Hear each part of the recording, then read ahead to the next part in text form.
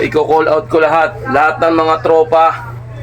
Call out, tulong para sa mga nasunugan.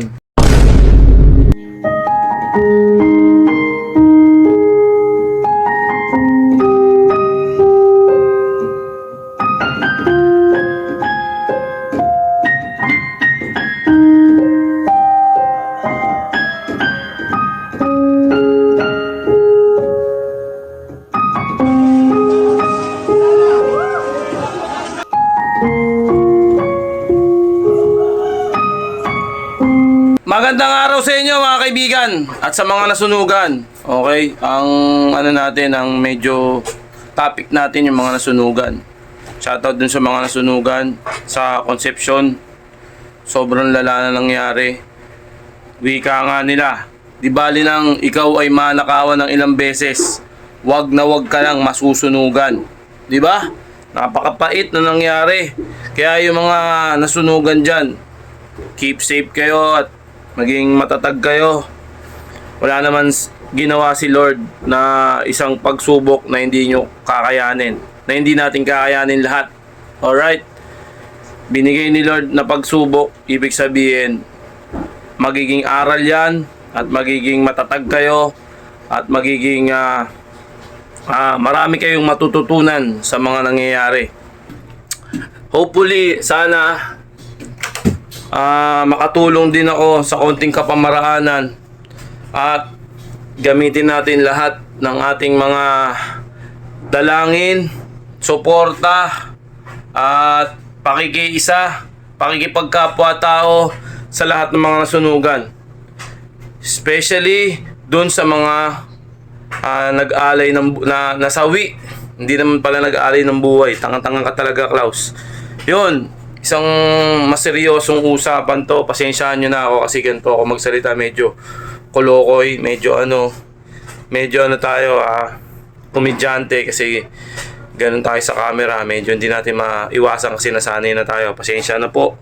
Pero seryoso po ako sa sinasabi ko na hinihikayat ko po ang mga taong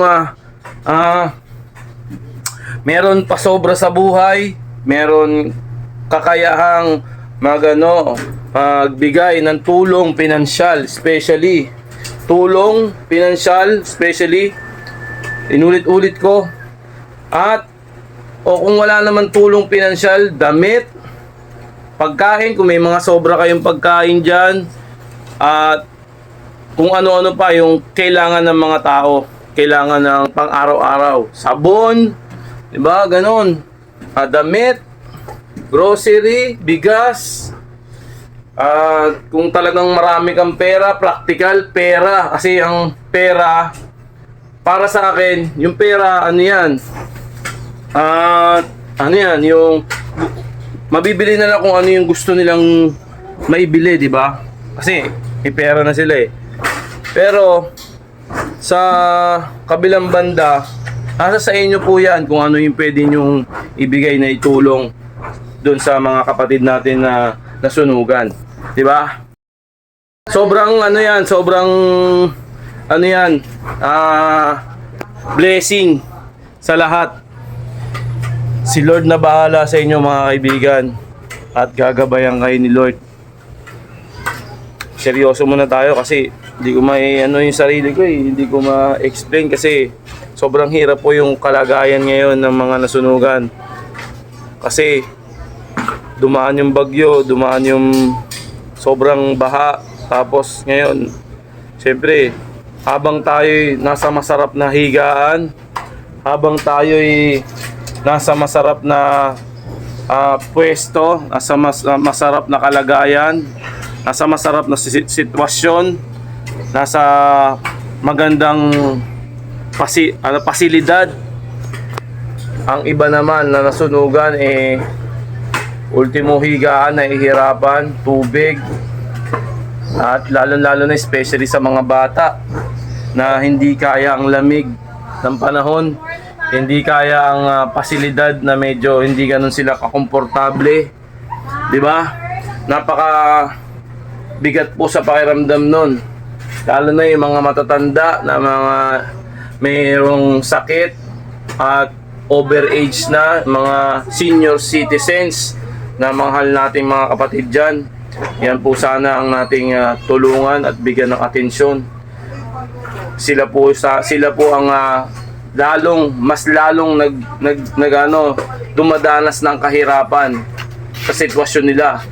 Kaya yung mga tropa natin, uulitin ko, i-call out ko lahat ng mga tropa, call out, tulong para sa mga nasunugan.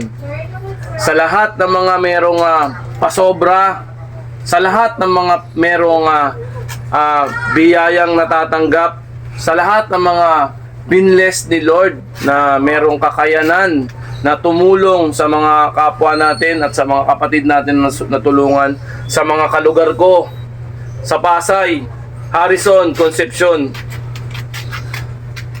Mga kaibigan ko, humihingi po ako ng tulong sa inyo at puntahan po natin ang ating mga kapatid doon na nasalanta ng sunog, nasalanta ng apoy, na naglalagablab na apoy.